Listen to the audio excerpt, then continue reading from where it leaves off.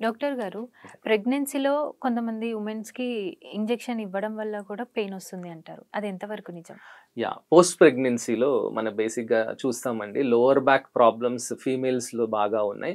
చాలామంది అనేదేంటంటే, మాకు ఇంజెక్షన్ ఇవ్వడం వల్ల అక్కడ పెయిన్ వస్తుంది. ఇంజెక్షన్ ఇవ్వడం వల్ల ఒక రీజన్ అండి. Hmm. But there are other reasons. ఏంటంటే బేసిక్‌గా ప్రెగ్నెన్సీ టైమ్‌లో you are carrying a baby baby. కాబట్టి, ఆఫ్టర్ పోస్ట్ డెలివరీ మీరేంటంటే స్పైన్ హ్మ్. ఆల్రెడీ మనకి స్పైన్ అనేది డ్యూరింగ్ ప్రెగ్నెన్సీ ఒక విధంగా మారిపోయి ఉంటది కదా! హ్మ్. దాన్ని మళ్ళీ నార్మల్సీకి తీసుకురావాలి. హ్మ్. చాలా మంది పోస్ట్ ప్రెగ్నెన్సీ ఎక్సర్‌సైజెస్ చెయ్యట్లేదు మన దగ్గర. ఓకే. సో, అది మేజర్ రీజన్ అమ్మ బేసిక్‌గా. పోస్ట్ ప్రెగ్నెన్సీలో గూడా మనం ఆల్రెడీ మనం ఏంటంటే ట్రాన్స్‌ఫార్మ్ అయిన స్పైన్‌ని మళ్ళీ హెల్తీగా మళ్ళీ నార్మల్ పొజిషన్‌కి తీసుకురావడం ఎలా అనేది మనకి ఫిజియోథెరపీలో ఉంది.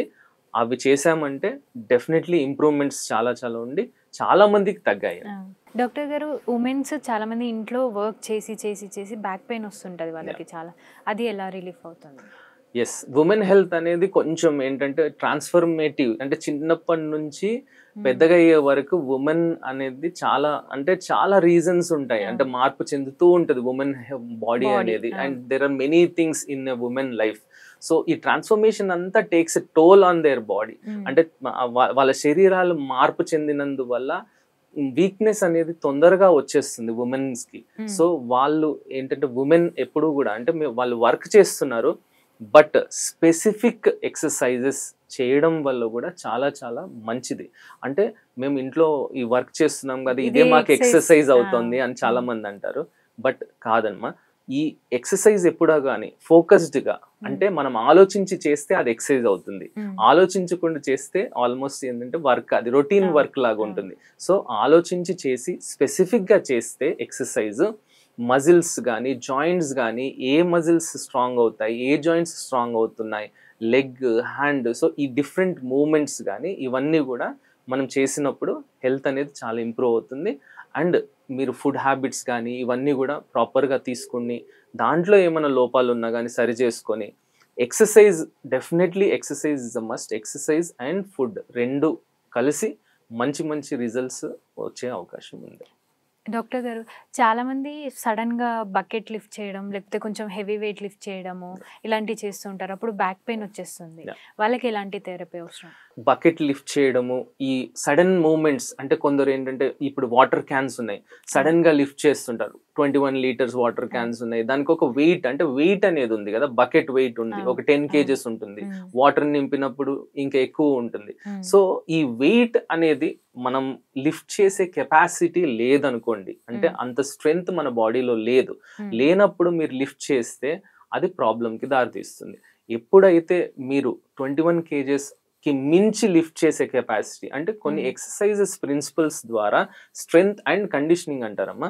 ఆ స్ట్రెంగ్త్ అండ్ కండిషనింగ్ మనం చేసినప్పుడు body will have that energy and have that strength to lift hmm. More weight. So, hmm. ఏంటంటే మనం సపోజ్ ఈ స్ట్రెంగ్త్ అండ్ కండిషనింగ్‌లో ఏంటంటే క్రమంగా మనం 5 కేజీ, 10 కేజీ, 20, 30, 40 అట్లా పెంచుకుంటూ పోతాం అంటే హ్మ్. ఎక్సర్‌సైజెస్ ద్వారా స్ట్రెంగ్త్‌ని పెరిగేలా చేస్తాం. అవును.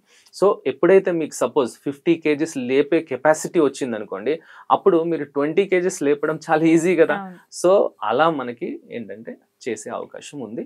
అండ్ అలా ఓకే. బావుంటుంది. అండ్ డ్యూరింగ్ పీరియడ్స్ చాలా మందికి బ్యాక్ పెయిన్ వస్తుంది. లెగ్ పెయిన్, హ్యాండ్స్ అన్ని బాడీ పెయిన్స్ చాలా వస్తుంటాయి. యాహ్! వాళ్ళకి ఎలాంటి థెరపీ అవసరం? డ్యూరింగ్ పీరియడ్స్ అంటే అదే అమ్మా. బేసిక్‌గా ఏంటంటే విమెన్ ఏంటంటే కొంచెం బలం అనేది హ్మ్. తక్కువగా ఉంటోంది హ్మ్. బేసిక్‌గా. సో, ఏంటంటే ఆహారపు అలవాట్లు హ్మ్. అంటే కొంచెం లేట్‌గా తినడం. హ్మ్. అందరిని చూసుకుంటారు. కానీ అవును. వాళ్ళ హెల్త్‌ని మాత్రం చూసుకోకపోవడం అనేది మన మన అంటే ఇండియన్ విమెన్ చేసే పెద్ద పెద్ద పెద్ద హ్మ్. మిస్టేక్ అమ్మా అది అవును. బేసిక్‌గా.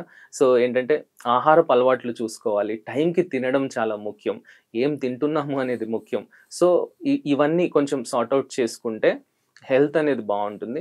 అంటే డ్యూరింగ్ పీరియడ్స్ ఈ టైంలో కూడా ఏంటంటే సింపుల్ సలహాలు, అంటే పడుకోవడం కానీ, కాళ్ళు కొంచెం ఏంటంటే ఎత్తుగా పెట్టుకోవడం కొందరు చేస్తూ ఉంటారు. కొంచెం హాట్ వాటర్ అప్లికేషన్ కూడా, హాట్ స్ట్రెచెస్ వాటర్ చేస్తే బ్యాగ్, తగ్గుతుంది అంటారు. ఆబ్వియస్ గా చిన్న చిన్న ఎక్సర్సైజ్ లైక్ Okay. స్ట్రెచింగ్ ఇవన్నీ కూడా హెల్ప్ అవుతాయి అమ్మ. డాక్టర్ గారు, Yeah. ఓల్డ్ ఏజ్ వాళ్ళు ఈ మధ్యకాలంలో చాలా అంటే వాష్రూమ్కి వెళ్ళినప్పుడు కానీ వాటర్ ప్లేసెస్కి వెళ్ళినప్పుడు జారి పడిపోతుంటారు. అవును. అప్పుడు వాళ్ళ హిప్ ఫ్రాక్చర్స్ అవుతుంటాయి. అసలు వాళ్ళకి ఎలాంటి ప్రివెంటివ్ మెజర్స్ ఉంటాయి? ఓల్డ్ ఏజ్ లో కూడా మనకి ఏంటంటే ఫిజియోథెరపీ చాలా కీ రోల్ ప్లే చేస్తుందమ్మా. బేసిక్ గా ఏంటంటే ఓల్డ్ ఏజ్ పీపుల్లో బోన్ స్ట్రెంత్ అనేది తగ్గిపోతుంది. రిఫ్లెక్సెస్ అంటాం, అంటే గబుక్కని ఇప్పుడు ఏంటంటే వాళ్ళు బాత్రూమ్లో వెళ్ళేటప్పుడు కానీ, ఎక్కడైనా నీళ్లు పడి ఉంటే దాని మీద పాదం పెట్టినప్పుడు కానీ స్లిప్ అవుతుంది కదా. స్లిప్ అయినప్పుడు ప్రాబ్లం ఏమవుతుంది అంటే they are not able to react, fast గా రియాక్ట్ అవ్వలేకపోతున్నారు. ఈ రియాక్షన్ కానీ ఇవన్నిటికీ కూడా మనం ఫిజికల్ గా ట్రైనింగ్ చేస్తే ప్రివెన్షన్ ఆఫ్ ఇంజురీ అనేది ఉందమ్మా. బేసిక్ గా ఓల్డ్ ఏజ్ పీపుల్లో we can prevent that. Hip fractures అవ్వకుండా చాలా చాలా హెల్ప్ఫుల్ గా ఉంటుంది. ఓల్డ్ ఏజ్ లో కూడా కొన్ని ఎక్సర్సైజెస్ ద్వారా రిఫ్లెక్సెస్ కైండ్ ఆఫ్ ఎక్సర్సైజెస్ ఉంటాయి, రిఫ్లెక్సెస్ ని ఇంప్రూవ్ చేసే ఎక్సర్సైజెస్ ఉంటాయి. వాళ్ళకంటూ సెపరేట్ ప్రోగ్రామ్ ఉంటుందమ్మా ఫిజియోథెరపీలో. ఆ ప్రోగ్రామ్ మనం ఎప్పుడైతే చేస్తామో ఈ ఫాల్స్ ప్రివెన్షన్, అంటే పడడాన్ని మనం అవాయిడ్ చేయడం అనేది జరుగుతుంది బేసిక్ గా. అట్లా మనం చేయొచ్చమ్మా. ఓకే, మాకు ఉన్న డౌట్స్ అన్ని చాలా బాగా క్లియర్ చేశారు డాక్టర్ గారు. Thank you.